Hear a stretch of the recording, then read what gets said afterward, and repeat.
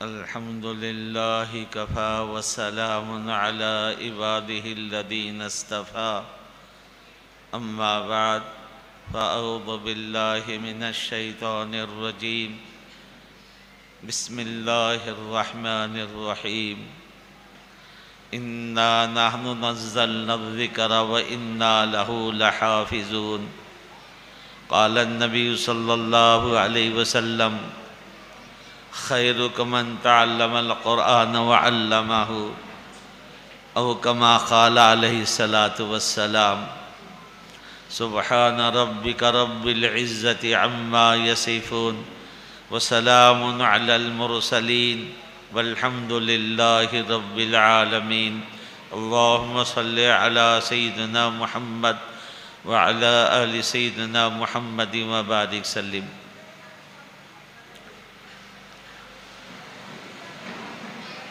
حضرات علماء کرام، بزرگوں، بھائیوں، عزیز طلبہ، پردے کے پیچھے بیٹھ کر سننے والی ماں اور بہنوں، میں سب سے پہلے اللہ رب العالمین کا شکر بجا لاتا ہوں. اللہ تعالیٰ کی توفیق سے، اس کی مدد نصرت سے، اس کے فضل سے ایسی مبارک متبرک مقدس مجلس میں اللہ نے شرکت کی توفیق عطا فرمائی ہے. اللہ تعالی ہم سب کو ایسے اجتماعات، ایسی مبارک مجلسوں کی قدردانی نصیب فرمائے اور بار بار ایسی مجالس میں اور ان اجتماعات میں شرکت کی توفیق نصیب فرمائے.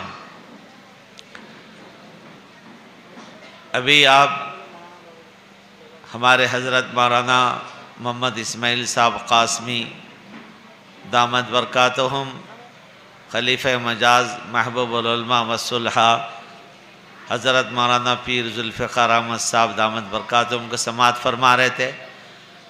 میں بھی اسی سلسلے سے حضرت پیر صاحب دامت برکاتہم کا میں بھی مرید ہوں، شاگرد ہوں. البتہ اجازت حضرت کو حاصل ہے، میں تو صرف حضرت کا مرید ہوں. اللہ کے فضل سے اور بزرگوں سے اس عاجز کو بھی اس سلسلے کی اجازت ہے. حضرت مولانا مصطفیٰ صاحب رفاعی دامت برکاتہم، حضرت مولانا عاقل صاحب رحمۃ اللہ علیہ، ان بزرگوں سے اس عاجز کو اجازت حاصل ہے دین کی خدمت کی. اللہ تعالی ہم سب کو صحیح معنوں میں دین کا خادم بنائے. انشاءاللہ میں اپنی گفتگو کو مختصر وقت میں سمیٹتے ہوئے اپنی بات کو سرزمین اولیاء پر کشف الحقائق والدقائق عارف باللہ حضرت اقدس شیخ رضوان الدین صاحب معروفی مدد اللہ العلی شیخ الحدیث اشاعت العلوم عقل قوہ کی آمد پر ہم تہہ دل سے شکر گزار ہیں. حضرت تشریف لا چکے ہیں. آپ حضرات سے بھی گزارش کی جاتی ہے کہ سنجیدگی کے ساتھ اب تک آپ حضرات سماعت کر رہے تھے اور تا اختتام آپ حضرات سے قوی امید ہے کہ آپ حضرات اس مجلس کو تا اختتام سنجیدگی اور متانت کے ساتھ سماعت فرمائیں. حضرات، ہم سب حضرت کو سننے آئے، حضرت تشریف لائے ہیں، تو میں اپنے وقت پر ہی بات کروں گا. تفصیل سے انشاءاللہ حضرت کی بات ہوں گی. اس مبارک مجلس میں آپ حضرات سے چند گزارشات پیش کرنی ہے. میں توجہ چاہتا ہوں، یہ ماحول منتشر کا نعرہ ہے، ماحول کو پرسکون بنائے، اس لیے کہ اللہ رب العالمین کے کلام کی، قرآن کی باتیں آ رہی ہے، اللہ کے نبی صلی اللہ علیہ وسلم کے ارشادات کی باتیں آ رہی ہے. میں آپ حضرات سے گزارش کرتا ہوں، طلباء سے بھی، سنجیدگی کا ماحول بنائیں.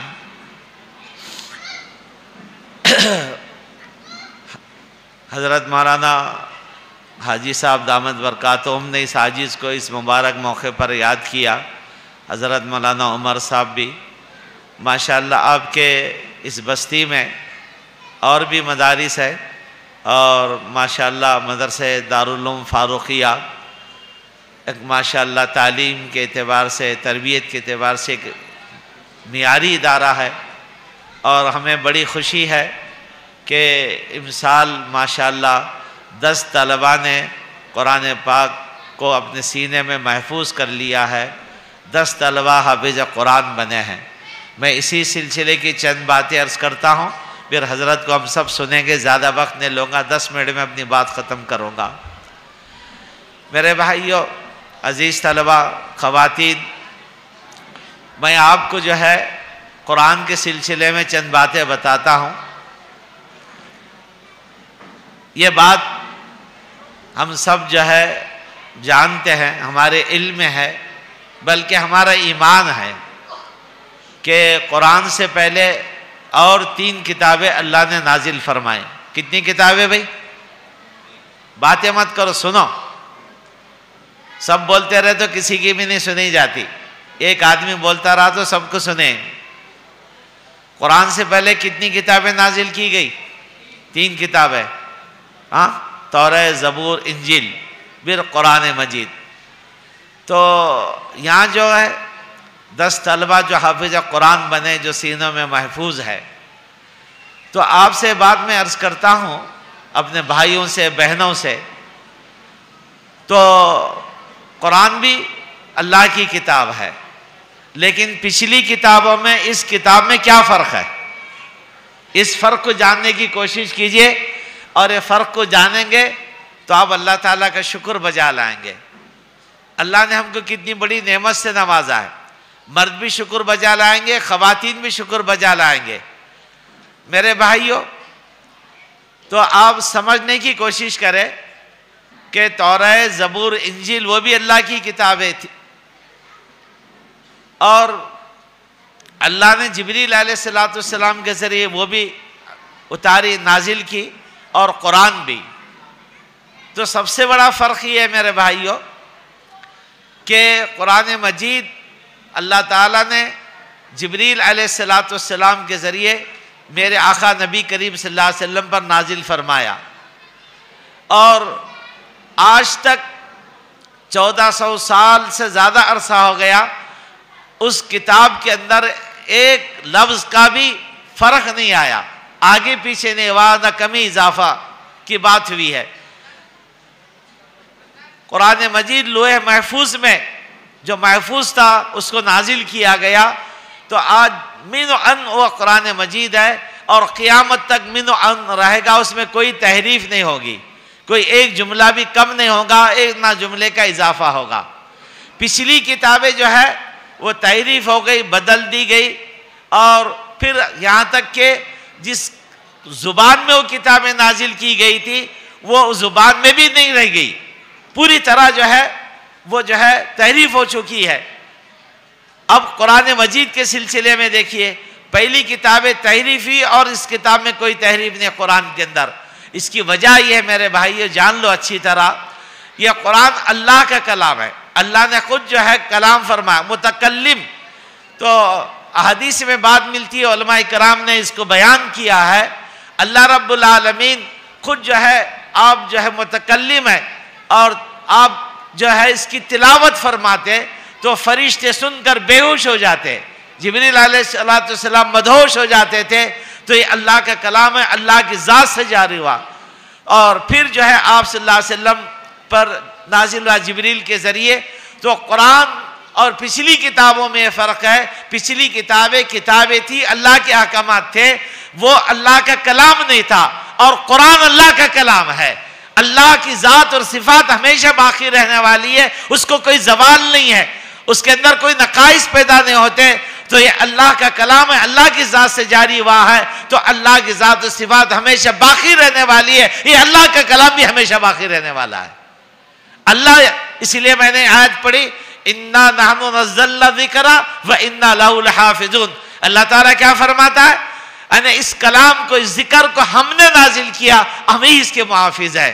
میرے بھائیوں، اللہ تعالیٰ پچھلی کتابوں کی حفاظت اپنے ذمہ نہیں لی تھی، ان امتیوں پر ذمہ داری تھی، لیکن کلام اللہ کی حفاظت، قرآن کی حفاظت اللہ نے خود اپنے ذمہ لے لی، ہم جو ہے اس کے محافظ نہیں، اللہ محافظ ہے۔ یہ 10 حفاظ ہو، یا جتنے بھی حفاظ ہو، جب آدمی اللہ کے کلام کو اپنے سینے میں محفوظ کر لیتا ہے تو اللہ تعالیٰ اپنے ناموں میں سے ایک نام اس کو عطا فرماتا ہے. تو حافظ قرآن کو حافظ صاحب کہتے ہیں، جبکہ اللہ کے اسماء میں سے جو ہے حافظ اللہ کا نام ہے. میرے بھائیو حفاظ سمجھو، یہ اللہ کا کلام ہے تو ہمیشہ باقی رہنے والا ہے، اور یہ ہمارے لیے سعادت کی بات ہے. حفاظ ہو، قراء ہو، علماء ہو، مدارس کا تعاون کرنے والے ہو، وہ سب کے لیے سعادت مندی کی بات ہے کہ قرآن کی حفاظت اسباب کے طور پر مدارس عربیہ کے ذریعے ہو رہی ہے. اس کا جو ہے حفاظت الفاظ کے حفاظ اور اس کی تلاوت قراء اور معنی اور مطالب کے اعتبار سے علماء کرام، جیسے الفاظ کی اللہ نے حفاظت کا وعدہ فرمایا، اسی طرح اللہ معنی اور مطالب کا بھی محافظ ہے، اور اس طرح اس کی حفاظت ہوتے رہیں گی. تو مدارس اسلامیہ کے سلسلے میں میں گزارش کرتا ہوں کہ مدارس اسلامیہ وہ دین کے محفوظ قلعے ہے. اس کی جس قدر حفاظت، اس کی ترقی میں جو ہم اپنی جان مال لگائیں گے، یہ ہمارے لیے سعادت کی بات ہے، اللہ کے ہم بڑا اجر و ثواب ہے. تو مدارس باقی ہے تو دنیا کا نظام ہے، اس لیے کہ جب تک قرآن کی تلاوت ہوتے رہے گی یہ دنیا کا نظام باقی رہے گا. تلاوت ختم ہو جائے گی تو دنیا کا نظام بھی ختم ہو جائے گا. مسلمانوں کے لیے بڑی جو ہے نعمت ہے، نعمت عظمی ہے، مسلمان اس کی قدر کرے، یہ نہ چھوڑے کہ بھئی حفاظ علماء لگے رہے. عوام کے لیے بھی ضروری ہے قرآن کی تلاوت کرے، اور حضرات مفسرین کے ساتھ بیٹھے، تفسیر سننے اور خود مطالعہ کرے، اور پھر اس کی دعوت دے اور قرآن کو اپنی زندگی میں لائے. اللہ کے نبی صلی اللہ تعالیٰ علیہ وسلم کی تعلیمات کو اپنی زندگی میں لائے. اس اعتبار سے ہم جو ہے نمونہ بنے اور تمام لوگوں کے لیے. ایک بات میں عرض کرتا ہوں میرے بھائیوں، مسلمان جو ہے وہ لینے کے لیے نہیں آیا دنیا میں، لوگوں کو دینے کے لیے آیا ہے. کہ مسلمان کے پاس قرآن ہے، نبی کریم صلی اللہ علیہ وسلم کی تعلیمات ہے، ایمان ہے، یہ سب کو دینا ہے میرے بھائیوں. مسلمان لینے کے لیے نہیں آیا بلکہ دینے کے لیے آیا ہے. تو میرے بھائیوں، میں بات کو جو ہے سمیٹتے ہوئے اپنی بات ختم کرنے جا رہا ہوں. ایک چیز میں نے ایک بات خواتین کے سلسلے میں عرض کرتا ہوں اور اپنی بات کو ختم کرتا ہوں. بڑی تعداد میں ہماری بہنیں آئی ہیں، ماشاءاللہ، سب کے آنے کو قبول فرمائیں. میں اپنی بہنوں سے گزارش کرتا ہوں یہ کہ آپ اپنے لیے جو ہے قرآن پوری زندگی میں لانے کی کوشش کریں، مردوں کے ساتھ خواتین کے لیے بھی. اور خواتین کا بڑا رول ہوتا ہے، اور وہ جو ہے خواتین آگے بڑھ کے اپنے بچوں کو تعلیم دیتے ہیں. تو میں ایک واقعہ عرض کرتا ہوں اور اس کے بعد اپنی بات ختم کرتا ہوں. آپ نے سنا ہوگا، ارے بھائی باتیں کیا کر رہے یارو،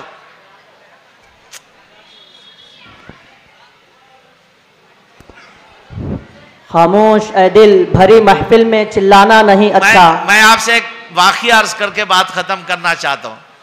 میری بہنوں، آپ کی خدمت میں ایک واقعہ عرض کرتا ہوں. آپ نے سنا بھی ہوگا، اس موقع پر 2 منٹ میں اپنی بات ختم کرتا ہوں. 2 منٹ باقی ہے. کہ آپ نے سنا ہوگا بایزید بستامی رحمت اللہ علیہ ایک بہت بڑے اللہ والے گزرے ہیں ماشاءاللہ، اور وہ اس زمانے کے اولیاء کے سردار سمجھے جاتے تھے. تو بایزید بستامی رحمت اللہ علیہ کی والدہ وہ بیوہ ہو گئی. بایزید بستامی رحمت اللہ علیہ یتیم ہو گئے، چھوٹے تھے. ماں کے دل میں فکر پیدا ہو گئی کہ بھئی میرا بچہ کہیں اور بچوں کے ساتھ آوارہ نہ ہو جائے، اور جو ہے وہ نیک بنے، صالح بنے. کیا کرنی چاہیے؟ وہ خاتون مشورہ کی، بایزید بستامی رحمت اللہ علیہ کی والدہ. پھر معلوم ہوا کہ اس زمانے میں جو مدرسہ تھا وہاں بچے کو بھیجیں گے تعلیم کرے اور تعلیم کے لیے ہم چھوڑیں گے. تو وہ خاتون لے جاتی ہے اور مدرسے میں وہاں کے صدر مدرس صاحب سے، ناظم صاحب سے ملاقات کرتی ہے اور کہتی کہ میرا بچہ ہے میں آپ کے حوالے کر رہا ہوں، اور اس کو چھٹی نہ دے جب تک کہ اس کی تعلیم مکمل نہ ہو. حیران رہ گئے کہ بھئی سب سے پہلے تو لوگ داخلہ دلانے کے بعد چھٹیاں کتنی ہیں پوچھتے، کب چھٹیاں نہیں لیں گے. لیکن یہ خاتون ہے کہ میرے بچے کو اس کی تعلیم مکمل ہونے تک چھٹی نہ دے، وعدہ لے لی والدہ. اب اس کے بعد بایزید بستامی چھوٹے تھے، پڑھنے لگے اور جو ہے ماشاءاللہ ترقی کرنے لگے. ایک دن ماں کی یاد آ گئی، بے چین بے قرار ہو گئے. استاد کی خدمت میں پہنچا، کہا کہ استاد میرے کو جو ہے صبح سے شام تک کی چھٹی دیجئے، میں جا کر کے اپنی والدہ سے ملاقات کر کے آتا ہوں. اب استاد حیران ہے کہ یہ بچے کو میں چھٹی دوں گا تو جو ماں سے وعدہ کیا وعدہ خلافی ہو جائے گا.